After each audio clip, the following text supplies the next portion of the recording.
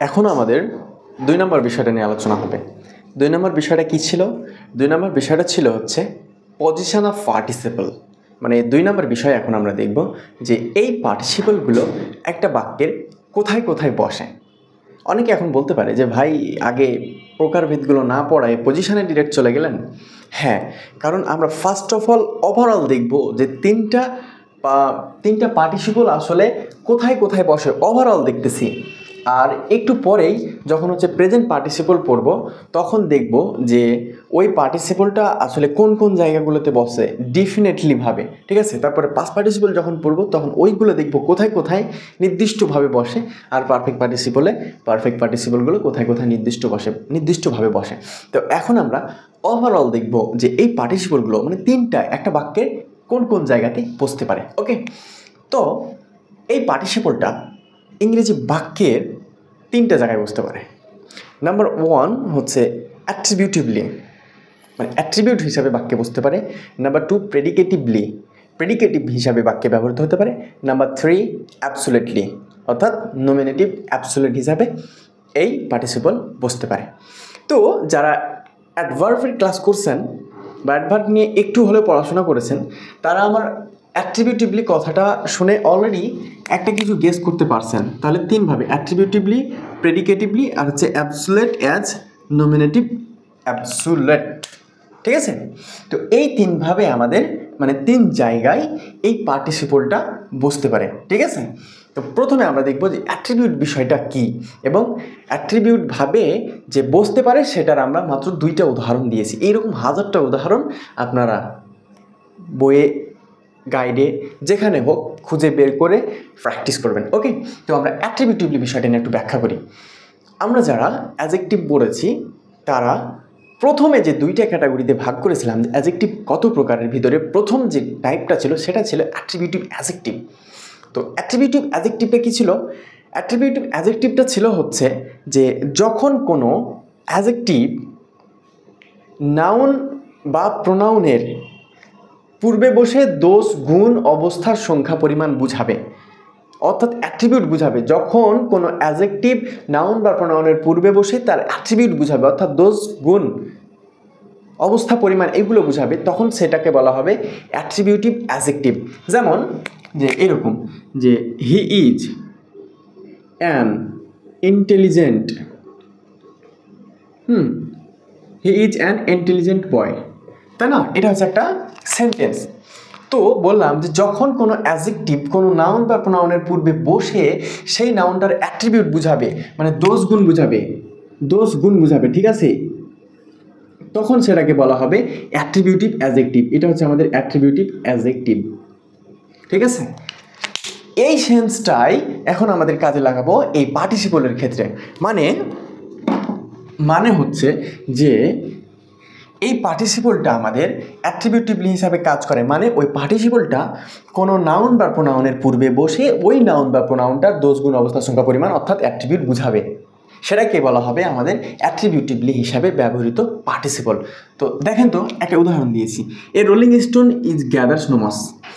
এখানে আমি যে উদাহরণ দিয়েছি এটাই শুধু যে হবে অ্যাট্রিবিউটিভ হিসাবে ব্যবহার এরকম না, এরকম অনেকগুলো সেন্টেন্সে অ্যাট্রিবিউটিভ হিসাবে এই পার্টিসিপল ব্যবহার হতে পারে। তো এখানে আমি একটা উদাহরণ দিয়েছি যে বললাম না নাউন বা প্রোনাউনের পূর্বে, প্রথম উদাহরণটা হচ্ছে noun, a rolling stone gathers no মস।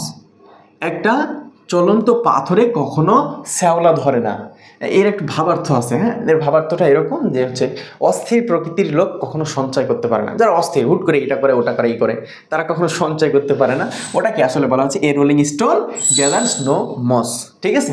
তো এই যে এখানে দেখেন এটা হচ্ছে কি স্টোন, এটা আমাদের নাউন না, এটা হচ্ছে আমার নাউন। তো আচ্ছা এখানে পার্টিসিপল কোনটা? পার্টিসিপল বললাম যে ভার্বের আইনজি যুক্ত রূপটা হচ্ছে পার্টিসিপল। এই যে এটা হচ্ছে আমার কি পার্টিসিপল, ঠিক আছে, এটা হচ্ছে আমার পার্টিসিপল। তো এই পার্টিসিপলের পজিশনটাকে বলছে যে অ্যাট্রিবিউটিভলি, কারণ সে নাউনের পূর্বে বসে ওই নাউনটার অ্যাট্রিবিউট বোঝাচ্ছে, অর্থাৎ দোষ, গুণ, অবস্থা, সংখ্যা, পরিমাণ বুঝাচ্ছে। দ্যাটস ওয়াই এই ব্যবহারটা হচ্ছে যে অ্যাট্রিবিউটিভলি, নাউন বা প্রোনাউনের দোষ, গুণ, অবস্থা বুঝাবে, ঠিক আছে। তো এই উদাহরণটা গেল হচ্ছে আমাদের নাউন দিয়ে, আর এই উদাহরণটা হচ্ছে প্রোনাউন দিয়ে। দেখেন সারপ্রাইজিং হিম কিন্তু প্রোনাউন। এই হিম যে একটা প্রোনাউন, যারা এটা ক্যাচ করতে পারতেছেন না তাদের কি করা লাগবে? অবশ্যই প্রোনাউনে গিয়ে প্রোনাউনের চ্যাপ্টারটা পড়ে আসতে হবে, ঠিক আছে? তো সারপ্রাইজিং হিম, তাকে মানে বিস্মিত করে, the news made us all shocked, তাকে বিস্মিত করে এই খবরটা আমাদের সবাইকে কি করলো? হতবাক করলো। তো এখানে দেখেন এই যে ভার্বের আইএনজি ফর্ম এটা না, ভার্বের আইএনজি ফর্ম এটা হচ্ছে আমাদের কি? পার্টিসিপল। তো এই পার্টিসিপলটা এবার কার পূর্বে বসে কার অ্যাট্রিবিউট করতেছে? দেখেন হিম প্রোনাউনের পূর্বে বসে এই প্রোনাউনটার দোষগুণ অবস্থা সংখ্যা পরিমাণ বোঝাচ্ছে। সারপ্রাইজিং হিম তার একটা অবস্থা বোঝাচ্ছে, তাকে বিস্মিত করে দ্য নিউজ, সেটা আমাদের সবাইকে কি করলো? হতবাক করলো।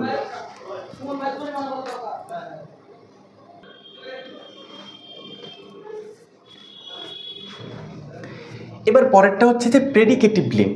তো আমাদের বুঝতে হবে প্রেডিকেটিভ অ্যাডজেক্টিভটা কি ছিল। প্রেডিকেটিভ অ্যাডজেক্টিভটা ছিল হচ্ছে যখন কোনো অ্যাডজেক্টিভ ভার্বের পরে বসে তার পূর্বের নাউন বা প্রোনাউন, এটাও তার পূর্বের নাউন বা প্রোনাউনের অ্যাট্রিবিউট বুঝাবে, মানে দোষগুণ অবস্থার সংখ্যা পরিমাণ বুঝাবে, সেটাকে বলা হবে প্রেডিকেটিভ অ্যাডজেক্টিভ। ওই জিনিসটা এইখানে পার্টিসিপলটা ভার্বের পরে বসে তার পূর্বের নাউন বা প্রোনাউন সম্পর্কে একটা তথ্য দেবে, কি করবে? অ্যাট্রিবিউট করবে, অর্থাৎ দোষগুণ অবস্থার সংখ্যা পরিমাণ এগুলো বুঝাবে, ঠিক আছে?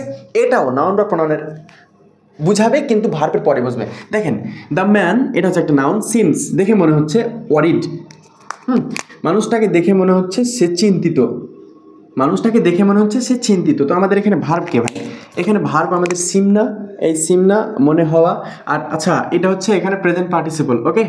আর এটা হচ্ছে আমার পাস্ট পার্টিসিপল, সমস্যা নাই, আমি প্রেজেন্ট পার্টিসিপল পড়াবো তখন। ওটা কেন প্রেজেন্ট পার্টিসিপল, এটা কেন পাস্ট পার্টিসিপল, এটা আমি বুঝিয়ে দেবো না, ঠিক আছে? এটা হচ্ছে পাস্ট পার্টিসিপল, এটা হচ্ছে পাস্ট পার্টিসিপল, এটা হচ্ছে পাস্ট পার্টিসিপল, এই যে এটা। তো যাই হোক, বলছিলাম যে ভার্বের পরে বসে সেটা নাউন বা প্রোনাউন সম্পর্কে অ্যাট্রিবিউট করবে, অর্থাৎ দোষগুণ অবস্থা বোঝাবে। তো ওয়ারিড, সিমস মনে হচ্ছে সে ওয়ারিড। ওয়ারিডটা কে? এই ব্যক্তিটা না, তার ব্যক্তিটা হচ্ছে আমার কি? নাউন, তাই না? তাহলে এই নাউনের একটা অবস্থা বোঝাচ্ছে না, দ্যাটস ওয়াই এটা হচ্ছে আমার এই পার্টিসিপলটা এখানে আমার ব্যবহার হয়েছে প্রেডিকেটিভ হিসাবে, ঠিক আছে? মানে প্রেডিকেটিভের জায়গায় আমাদের পার্টিসিপলটা ব্যবহার হতে পারে। আবার ভার্বের পরে সে প্রোনাউনেরও অ্যাট্রিবিউট বোঝাতে পারে, মানে দোষগুণ বোঝাতে পারে। দেখেন লুকস হচ্ছে আমাদের ভার্ব, এক্সাস্টেড, ঠিক আছে? ক্লান্ত, এক্সাস্টেড ক্লান্ত, তাকে ক্লান্ত দেখাচ্ছে, তাকে, এই যে হিটা এখানে আমার কি? প্রোনাউন না? হিটা আমার এখানে প্রোনাউন। তাহলে দেখা যাচ্ছে এই ভার্বের পরে পার্টিসিপলটা আমাদের প্রোনাউনকেও কি করতে পারে? প্রোনাউনের অ্যাট্রিবিউট বোঝাতে পারে, দোষগুণ অবস্থার সংখ্যা পরিমাণ বোঝাতে পারে। এরকম অনেক পাস্ট পার্টিসিপলের এরকম অনেক ব্যবহার রয়েছে প্রেডিকেটিভলি হিসাবে, ঠিক আছে? ওগুলো আপনারা বই দেখে খুঁজে বের করবেন এবং প্র্যাকটিস করবেন। এরপরে 3 নম্বর ব্যবহারটা আমাদের পার্টিসিপল হচ্ছে কি? অ্যাবসোলিউটলি, অর্থাৎ অ্যাজ এ নমিনেটিভ অ্যাবসোলিউট। তার মানে নমিনেটিভ অ্যাবসোলিউটের জায়গাতেও বা হিসেবেও আমাদের এই পার্টিসিপলটা বসতে পারে, অবস্থান করতে পারে, ঠিক আছে? তো আমাদের এখন বুঝতে হবে যে এই নমিনেটিভ অ্যাবসোলিউটটা কি। নমিনেটিভ অ্যাবসোলিউটটা আমি লিখে দিই একটু, ঠিক আছে? নমিনেটিভ অ্যাবসোলিউটটা হচ্ছে একটা ফ্রেজ। প্রথমত নমিনেটিভ অ্যাবসোলিউটটা হচ্ছে একটা ফ্রেজ, এটা হচ্ছে একটা কি? ফ্রেজ। এটা ভোলা যাবে না ভাই, নমিনেটিভ অ্যাবসোলিউটটা হচ্ছে প্রথমত একটা কি? ফ্রেজ। দ্বিতীয়ত, তৃতীয়ত, চতুর্থ, আমরা 4টা বিষয় দেখব। এটা হচ্ছে একটা ফ্রেজ। দ্বিতীয়ত এর হচ্ছে সাবজেক্ট থাকবে। নমিনেটিভ অ্যাবসোলিউট বিষয়টা কি? হ্যাঁ, ওটা হচ্ছে একটা ফ্রেজ, ওটার একটা সাবজেক্ট থাকবে। সাবজেক্ট কি কি হতে পারে? নাউন এবং প্রোনাউন, প্রধানত নাউন এবং প্রোনাউন সাবজেক্ট হয়। এছাড়া আরও অনেক কিছু সাবজেক্ট হতে পারে, সেগুলো যদি জানার প্রয়োজন হয় অবশ্যই আমাকে বলবেন, আমি দিয়ে দেবো। তো এখন ধরে নিলাম যে সাবজেক্ট হিসাবে নাউন আর প্রোনাউন। সাবজেক্ট হিসাবে হতে পারে আমার নাউন প্লাস প্রোনাউন, নাউনও হতে পারে, প্রোনাউনও হতে পারে। আরেকটা কথা হচ্ছে এই সাবজেক্টটা মূল সেন্টেন্সের সাবজেক্ট থেকে আলাদা হবে, ঠিক আছে? মূল সাবজেক্ট থেকে আলাদা হবে। আমরা নমিনেটিভ অ্যাবসোলিউটের 1 নম্বর বৈশিষ্ট্য পেলাম, এটা হচ্ছে একটা ফ্রেজ। 2 নম্বর বৈশিষ্ট্য পাচ্ছি যে এর একটা সাবজেক্ট থাকবে, সাবজেক্টটা নাউন বা প্রোনাউন হতে পারে, আর যে সাবজেক্টটা থাকবে সেটা মূল সেন্টেন্সের যে সাবজেক্ট সেটা থেকে আলাদা হবে বা ভিন্ন হবে, ঠিক আছে? এটা গেল হচ্ছে আমার 2 নম্বর বৈশিষ্ট্য। 3 নম্বর বৈশিষ্ট্য হচ্ছে মূল সেন্টেন্স থেকে বিচ্ছিন্ন, মূল সেন্টেন্স থেকে বিচ্ছিন্ন, মানে সরাসরি যুক্ত নয়, ঠিক আছে? বিচ্ছিন্ন কিন্তু সম্পর্কযুক্ত,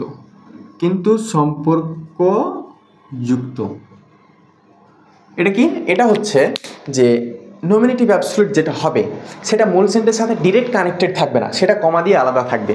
বুঝতে পারছেন বিষয়টা? অথবা এক্সক্লেমেশন মার্ক দিয়ে সেটা আলাদা থাকবে। ওটা বলছে যে মূল সেন্টেন্স থেকে সেটা বিচ্ছিন্ন থাকবে এবং সেটা মূল সেন্টেন্সটার সাথে সম্পর্কযুক্ত হবে। সম্পর্কযুক্তটা কীরকমভাবে হবে? টাইম মানে মূল সেন্টেন্সের সময় বোঝাতে পারে, রিজন কারণ বোঝাতে পারে, সিচুয়েশান অবস্থা বোঝাতে পারে এবং কন্ডিশন শর্ত বোঝাতে পারে। বুঝলেন ব্যাপারটা? এই হচ্ছে আমার নমিনেটিভ অ্যাবসোলিউট। এই হচ্ছে আমার কি নমিনেটিভ অ্যাবসোলিউট। নমিনেটিভ অ্যাবসোলিউটটা কি? নমিনেটিভ অ্যাবসোলিউটটা হচ্ছে একটা ফ্রেজ। নমিনেটিভ অ্যাবসোলিউটের একটা সাবজেক্ট থাকবে, সেটা নাউন বা প্রোনাউন হতে পারে এবং সেটা মূল সাবজেক্ট থেকে আলাদা হবে, আর সেটা মূল সেন্টেন্স থেকে বিচ্ছিন্ন অবস্থায় থাকবে, কিন্তু তার সাথে সম্পর্কযুক্ত কিভাবে? টাইম। ওটা দ্বারা মূল সেন্টেন্সের টাইম বোঝাতে পারে, রিজন কারণ বোঝাতে পারে, সিচুয়েশন অবস্থা বোঝাতে পারে, কন্ডিশন শর্ত বোঝাতে পারে। ওকে, এইটা হিসাবে এখন এই নমিনেটিভ অ্যাবসোলিউট হিসাবে আমাদের পার্টিসিপলটা ব্যবহার হতে পারে। দেখেন, দ্য সান হ্যাভিং রাইজেন, সূর্য ওঠার পর, দ্য ফগ ডিসপার্স, কুয়াশা দূর হয়ে গেল। তো দেখেন তো, দ্য সান এটা কি সাবজেক্ট, একটা নাউন পাইছি, মিল হয়েছে। তারপরে হচ্ছে এটা একটা ফ্রেজ, এই যে দেখেন এটা একটা পুরোটা ফ্রেজ। তারপরে মূল সেন্টেন্স থেকে বিচ্ছিন্ন, কমা দিয়ে দেখেন মূল সেন্টেন্স থেকে বিচ্ছিন্ন হয়ে আছে, কমা দিয়ে মূল সেন্টেন্স থেকে বিচ্ছিন্ন হয়ে আছে। তারপরে সম্পর্কযুক্ত কিভাবে? আচ্ছা, এখানে এই পার্টিসিপল কোনটা ভাই? এখানে পার্টিসিপল কিন্তু এই যে হ্যাভিং রাইজেন পুরাটা, হ্যাঁ এখানে পার্টিসিপল হচ্ছে হ্যাভিং রাইজেন। কিভাবে ভাই? আমি যেহেতু একটু পরে পড়াবো। পারফেক্ট পার্টিসিপলের স্ট্রাকচারটা হচ্ছে হ্যাভিং এর পরে বসবে পাস্ট পার্টিসিপল, হ্যাভিং এর পরে বসবে পাস্ট পার্টিসিপল। এটা হচ্ছে পারফেক্ট পার্টিসিপলের স্ট্রাকচার। এই যে এটা হচ্ছে হ্যাভিং, আর এই যে আমাদের এই যে পাস্ট পার্টিসিপল বসেছে রাইজেন, ঠিক আছে? দ্যাটস ওয়াই এই যে হ্যাভিং রাইজেন এটা হচ্ছে আমার পুরোটা কি পারফেক্ট পার্টিসিপল। এটা হচ্ছে আমার পারফেক্ট পার্টিসিপল স্ট্রাকচার, পারফেক্ট পার্টিসিপলের স্ট্রাকচার একটু পরে বুঝাবো, সমস্যা নাই।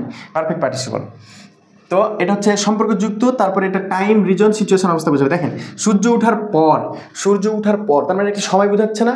কখন? সূর্য ওঠার পর দ্য ফগ ডিসপার্স, কুয়াশা দূর হয়ে গেল, ঠিক আছে? তাহলে এই যে হ্যাভিং রাইজেনটা দেখলাম যে এই পুরোটা এখানে আমার নমিনেটিভ অ্যাবসোলিউট হিসাবেও ব্যবহৃত হতে পারে আমাদের এই পার্টিসিপল টি, ঠিক আছে? এইরকম আপনারা অসংখ্য উদাহরণ এখন কালেক্ট করবেন এবং প্র্যাকটিস করবেন, ঠিক আছে? তাহলে আমরা এখন পার্টিসিপলের পজিশনটাও শেষ করলাম। এখন আমরা কি পড়বো?